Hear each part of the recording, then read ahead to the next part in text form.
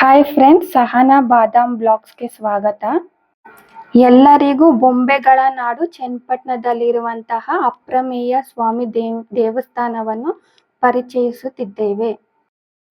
ರಾಜಧಾನಿ ಬೆಂಗಳೂರಿನಿಂದ ಸಾಂಸ್ಕೃತಿಕ ರಾಜಧಾನಿ ಮೈಸೂರಿಗೆ ಹೋಗುವ ಹೆದ್ದಾರಿಯಲ್ಲಿ ಪುರಾತನವಾದ ಶ್ರೀ ಅಪ್ರಮೇಯ ಸ್ವಾಮಿ ದೇವಾಲಯವು ಇದೆ.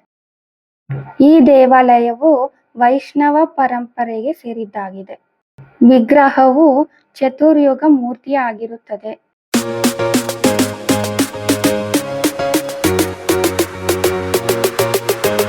ಅಪ್ರಮೇಯ ಸ್ವಾಮಿಯನ್ನು ಶ್ರೀರಾಮನು ಪೂಜಿಸಿದ ಕಾರಣ ರಾಮಪ್ರಮೇಯ ಎಂದು ಕರೆಯುತ್ತಾರೆ.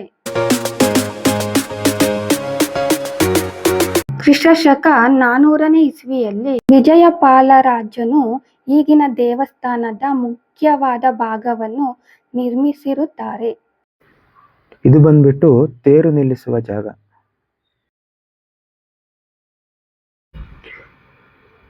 ತುಂಬಾ ಎತ್ತರವಾದ, ನೋಡಕ್ಕೆ ಅದ್ಭುತವಾಗಿರುವಂತಹ ರಾಜಗೋಪುರವಿದು.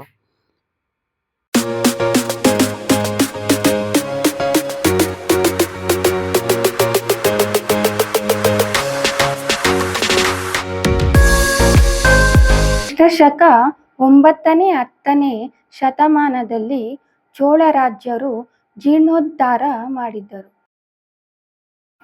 ಈ ವಿಡಿಯೋ ಇಷ್ಟ ಆದಲ್ಲಿ ಲೈಕ್ ಮಾಡಿ, ಸಬ್ಸ್ಕ್ರೈಬ್ ಮಾಡ್ಕೊಳ್ಳಿ.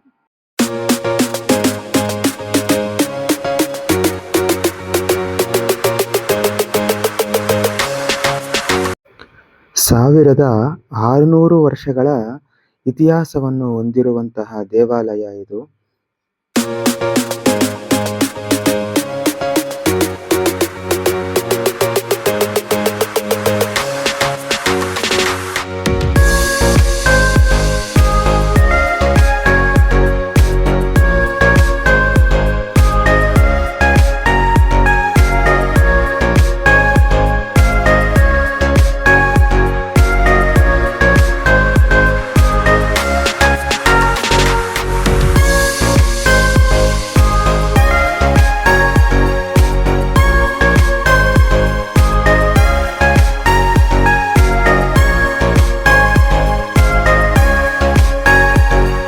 ಈ ವಿಡಿಯೋವನ್ನು ಸ್ಕಿಪ್ ಮಾಡದೆ ನೋಡಿ.